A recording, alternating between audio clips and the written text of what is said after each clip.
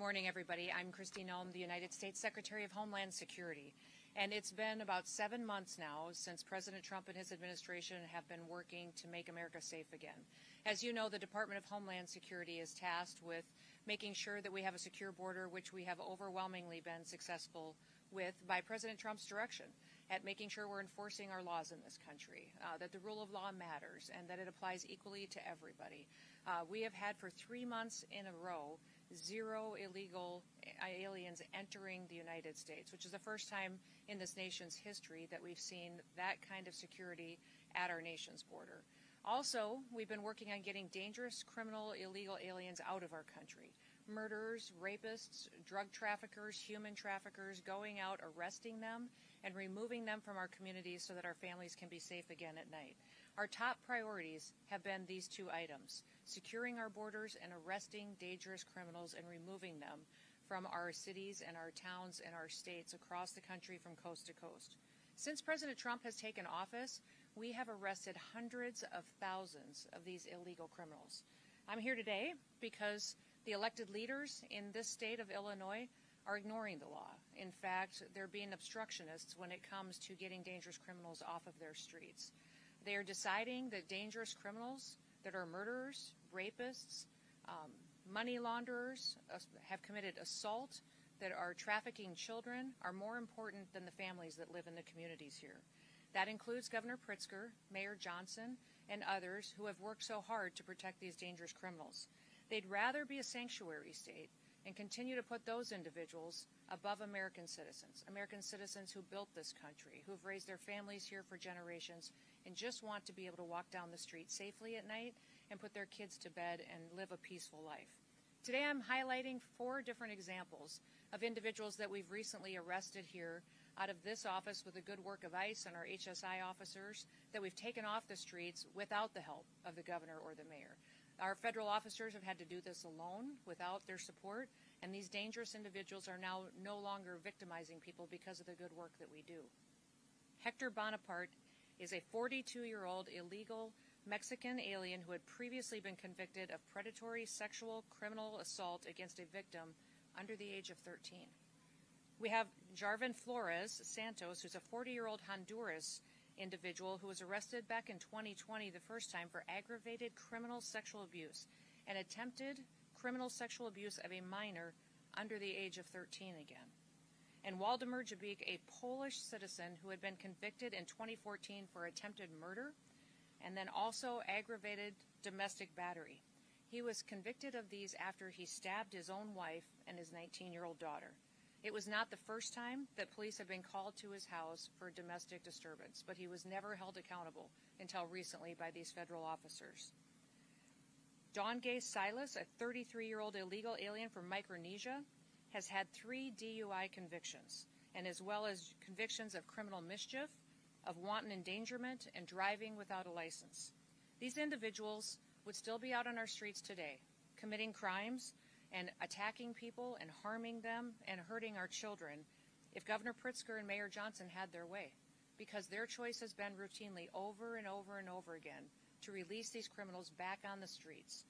The debate over so-called sanctuary policies has real consequences. It has consequences for our law enforcement officers, but also for the families that live here and the businesses that are just trying to provide for their community. Governor Pritzker and Mayor Johnson are answering that question every single day of who should be our priority, who should be our responsibility, and over again, they're choosing criminals. In just the last 7 months, ICE has issued over 1,664 detainers in Chicago alone. 1,664 detainers we have lodged against violent criminals, and that is a 106% increase over what was issued during the Biden administration. Unfortunately, Chicago and its leadership has only honored 8% of those. That means every other person, when they're released from paying for the consequences of their crimes, back onto our streets without any notification to individuals or to the families that have been victimized by them. By getting those 8% at least off of the street, the brave men and women of ICE are saving American lives. Yesterday we announced that now our ICE officers are facing a 1,000% increase in assaults against them. And you read about the stories and hear what's happening from coast to coast every day in our national media and in our press. But it's in large part due to the pro-sanctuary state and cities policies and the language of elected bureaucrats and politicians that are reckless with their lives and endangering their families. Every public official should talk about and work to protect people, to keep them safe and American people's lives safe. I want you to look at the contraband that's in front of me. We have 20 kilograms of fentanyl that's in front of me on this table. That's enough to kill 10 million people. And here out of this office, this was interdicted just days ago here in Illinois. And because these federal officers have been out on the streets picking up criminals and dangerous individuals, we were able to take this 20 kilograms of fentanyl off the streets and save over 10 million lives. They're also keeping these weapons out of the hands of criminals that would use it to rob and assault and to murder individuals in these communities. Unfortunately, all of the politicians that have spoken out against their efforts, their desire appears to be that they would like to have more of this on their streets, more drugs out there for their kids and families to be victimized, more guns out there committing crimes. That is not the work that we do in ICE. The work that we do is to protect people and make sure that we remove these weapons and drugs off of our streets and hold those criminals accountable who would go forward and continue to use that to harm individuals. I just want to ask you for three things today. Number one, I want to ask you to support your law enforcement officers. Have their backs. Every single individual that's out there that is noisy and attacking them right now is having an effect that's ratcheting up the rhetoric and distorting facts and not allowing the facts to get out of what the work that they're doing every day and what we've done to help victims get some justice for the harms that were perpetuated in their lives. Those of us that appreciate the work of our law enforcement officers, the fact that we're a country that doesn't pick winners and losers. We apply the law, and if we don't like the law, we should be going to Congress to change it. But that is what these law enforcement officers do, is they continue to uphold the law and make sure it applies equally to everybody. Second thing I'd like to ask you to do is stop putting criminals first. Stop making them the number one priority. They are perpetuating harm on American citizens, and they need to be held accountable for it. And number three, I would ask that you think about the family members around you, the people you've spent your time with, the American citizens that live next door to you in your community.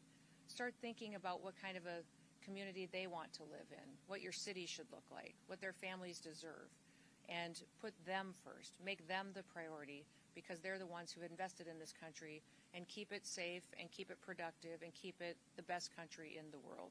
We'll never apologize here for protecting the American people, but we're going to continue to arrest dangerous criminal illegal aliens. We will defend the homeland.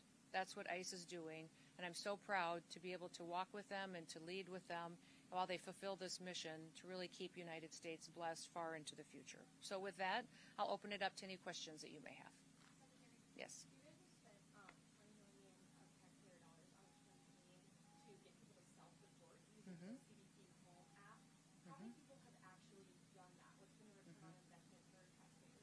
Well, actually, the $20 million campaign was to send a message to people that if they were here in this country illegally, that they should go home on their own. If they wait until we arrest them and we have to remove them, they'll never get the chance to come back to the United States. So it wasn't just on the app. It was also encourage them to voluntarily go home. We know thousands and thousands of people have used the app, but we also know that hundreds of thousands of people have left on their own, not utilizing a government program to do so. I've been to, I think, 10 different Central American and South American countries and visited with their presidents, with their foreign ministers, interacted with the Department of State, and over again I'm hearing that hundreds of thousands of their citizens are coming home voluntarily. They've seen the ads, they've seen the messages on social media that if they go home on their own, they'll get the opportunity to come back to the United States the right way. And so most of these countries as well are setting up programs to welcome their individuals home. They have housing loan programs that they're setting up. They're allowing them to have food assistance for several months. Several of the countries I've recently visited with are training individuals and workers to come home because their economy has a need for those individuals. So sending that message has been extremely helpful in making sure that people know that here we're going to enforce our laws and that there's a right way to come to this country. And you're going to be allowed to do that if you voluntarily leave. We can get it for you, but each specific country has given it to us along the way. But I would say we believe over 1 million people have gone home on their own. Since we have started this administration, yes. But we've arrested hundreds of thousands that have gone through our system. Yep.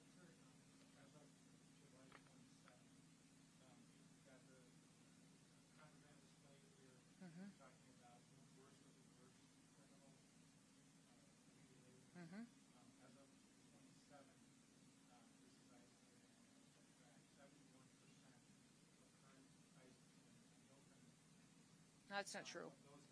Charges and convictions, over 70% of them have pending charges against them or criminal convictions. The others all have final removal orders, which means they're eligible to go back home.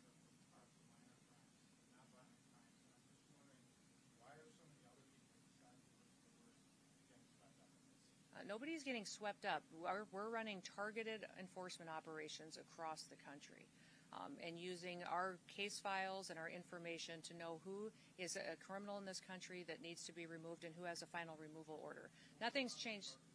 Huh? What's wrong with our targeting?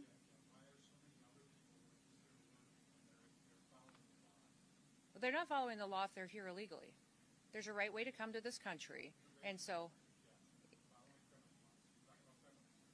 yes, I'm talking about criminals in these situations, absolutely. But we also have every situation where we have those that have final removal orders need to go home because their due process is over and they have their paperwork and they're ready to travel. So that has been the priority since the very beginning. Nothing has changed. And over 70% of these individuals that we have gone out and arrested and removed from the country have had those pending charges and criminal convictions against them. That has always been the goal of the president.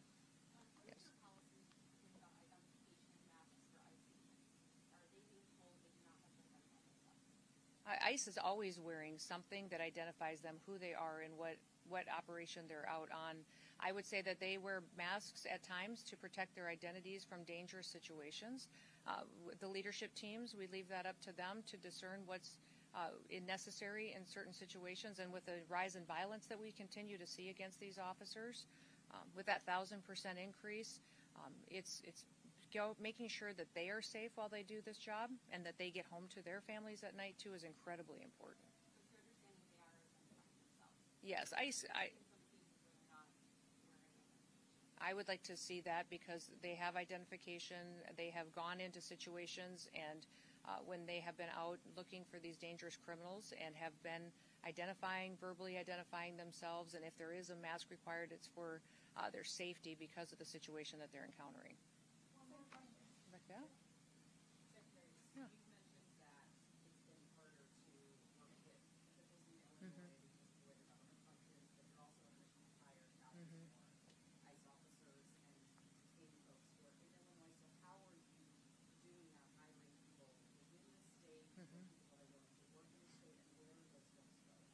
Yeah. Yeah, the response has been overwhelming. Part of the big, beautiful bill that President Trump advocated for allocated to us the resources to hire 10,000 new ICE officers. We have had that open for less than a week, and we have over 80,000 applicants for those jobs. So they're from all over the country. Some of them are retired ICE officers that want to come back now that they're going to be allowed to do their jobs, some retired CBP or other federal officers. And then we also have a huge amount of interest of people who just want to have their backs and work alongside them. So what we're doing then is to get them trained up as soon as possible is we'll be training them through our federal academy, but we're also going to stand up some pilot areas of where people can home, have signed up and have offers from the federal government. We may do a training right here closer to home so they're not away from their families for so long. So that's being worked out as we see where the final offers are coming from.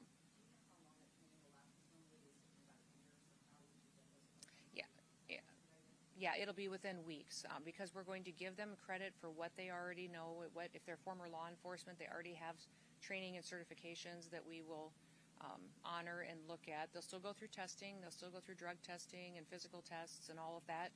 But we want to make sure that it's an expedited where we check the box if they have the experience. Then it helps us not keep them stalled out in an academy for weeks at a time. Secretary Noem, I just wanted Sure. to ask how ICE operations have been impeded by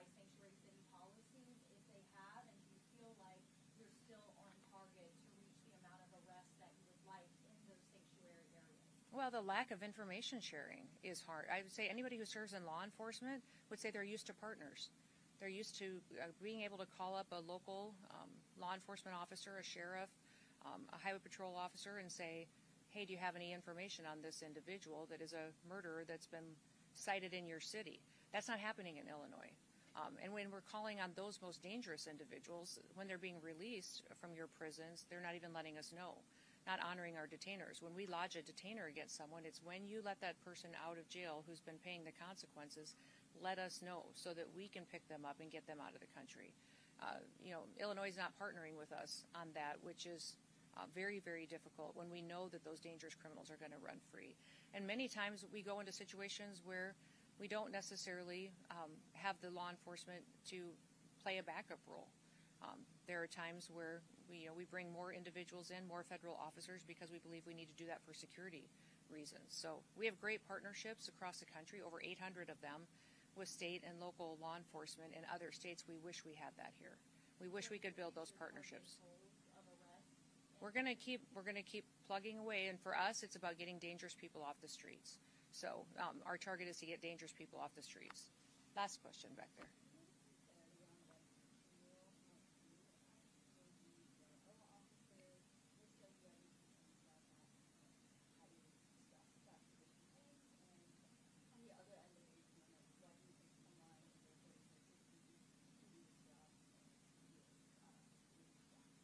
I think us opening up the age requirement is wonderful for people to have opportunities that they've always wanted. So many people were forced to retire from law enforcement at a young age because of that arbitrary deadline, and now they'll be able to come back and serve a few more years if they'd like to, provide for their families, and then help on the mission of making America safe again. 18-year-olds can come and sign up and help us with processing and paperwork while they train and they get the experience.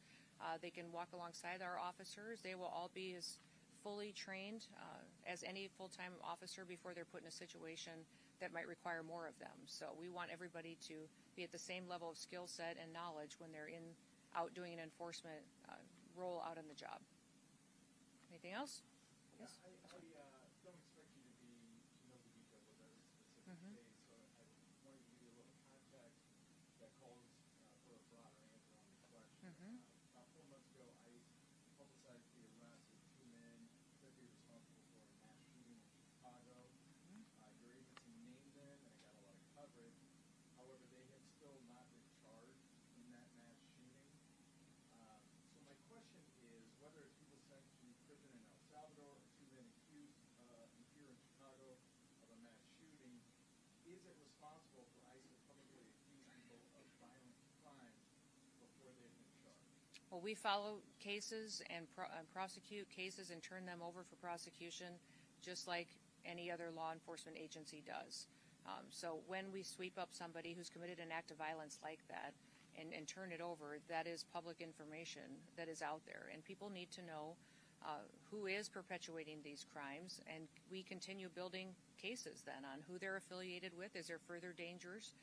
Our investigators are some of the best in the country that are out there making sure that not only is that person now incarcerated, but who were they affiliated with that could be another danger that we need to continue to look at. So even if they haven't been officially charged? I would say we follow the exact same process every federal agency does, every state agency does for law enforcement. So we have not changed our methods or how we handle cases or how we even communicate about them than we have since the very beginning, or how the Biden administration did, or the Obama administration. We do it exactly the same. What I wish is you guys would talk about the victims more. How many people were shot in that mass shooting? How many people were victimized? How are their families doing? You all spend so much time talking about the poor justice for these criminals that are harming individuals every single day, and you don't even think twice to go talk to a mom who's now lived for a year and a half without her daughter. Go talk to somebody and see how they're doing, trying to get their kids to school, not sure if they're safe. So I would encourage you to remember that there's always victims in these situations, and many times you're focusing on the one who made them a victim. Thank you. You guys have a good day.